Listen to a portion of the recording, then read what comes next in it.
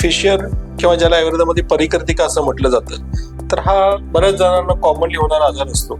याची लक्षणं जर आपण बघितली फिशरची, तर प्रामुख्यानं शौचाला जाऊन आल्याच्या नंतर तिथं प्रचंड आग होणं. इतकी आग होती की व्यक्तीला साधारण 15 मिनिटापासून 5-6 तासापर्यंत तिथं आग होत असते. एवढा त्रास फिशरचा अनेक लोकांना होत असतो.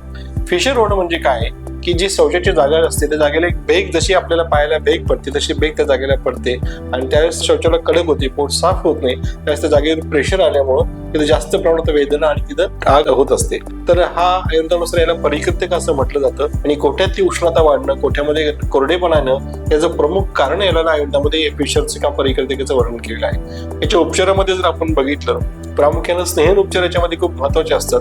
विशेषतः एरंडेल तेलासारखं एखादं औषधी सिद्ध तेल जे की पोट पण साफ करायला मदत करतं, ते दुधासोबत घेऊन रेग्युलर पोट जर साफ करून घेतलं, त्याचप्रमाणे एरंडेल तेलाचा बोळा आपण त्या शौचाच्या जागेमध्ये जर ठेवला, शौचाला ज्या वेळेस व्यक्ती जाईल त्यावेळेस गरम पाण्याने ती जागा धुतली, गरम पाण्यामध्ये थोडंसं एरंडेल टाकून बडीशोप टाकून त्या व्यक्तीने त्याच्यामध्ये जर बसला, तर त्यातनं फिशरवर आपल्याला चांगल्या पद्धतीने मात करण्यास आपल्याला मदत होते त्याची. त्यासोबत त्याच्यामध्ये विविध औषधे देखील असतात, ज्या औषधांच्या माध्यमातून देखील आपण याच्यावर पूर्णपणे मात करू शकतो.